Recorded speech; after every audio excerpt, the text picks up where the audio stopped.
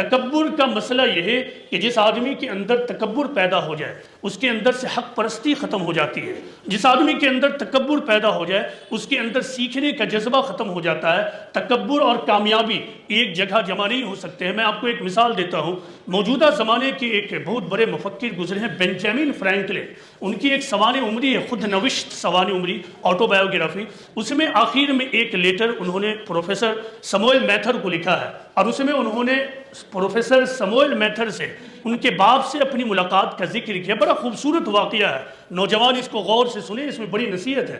وہ کہتے ہیں کہ جب میری آخری ملاقات آپ کے والد سے ہوئی تو یہ ملاقات ان کی لائبریری میں ہوئی.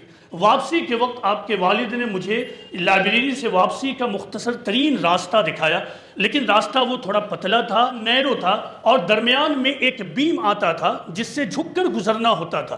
لیکن ہم دونوں جب گزر رہے تھے تو میں تھوڑا سا ان کی طرف مڑا ہوا تھا. جب پتلے راستے میں ہو آدمی اور ایک دوسرے سے بات چیت کر رہا ہو تو ظاہر وہ سامنے نہیں دیکھتا، اس طرح جاتا ہے. بیچ میں بیم آ گیا، چونکہ وہ سموئل میتھر کے فادر ہی کا وہ کی لائبریری تھی اور وہ پیسیج تھا، ان کو معلوم تھا.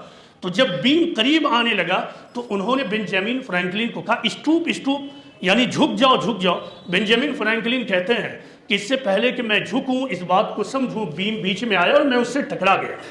پھر وہ کہتے ہیں کہ وہ ایک ایسے انسان تھے کہ کوئی موقع بھی نصیحت کیے بغیر نہیں چھوڑتے تھے.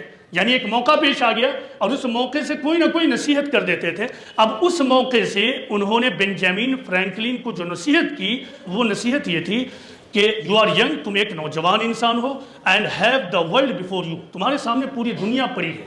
Stoop when go through it, یعنی اپنے زندگی کے سفر میں تم تواضع اختیار کرو، جھک جاؤ. You will miss many hard thumps, اگر تم تواضع اختیار کرو گے، موڈیسٹی اختیار کرو گے تو زندگی کی بہت سارے مشکلات سے تم بچ جاؤ گے. تو جس شخص کے اندر تواضع ہوگا، جس شخص کے اندر جھکاؤ ہوگا، اسی شخص کے لیے اس دنیا میں کامیابی ہے. لیکن جس شخص کے اندر اکڑ ہو، گھمنڈ ہو، تکبر ہو، اس شخص کے لیے نہ تو دنیا میں کامیابی ہے اور نہ ہی آخرت میں کامیابی ہے.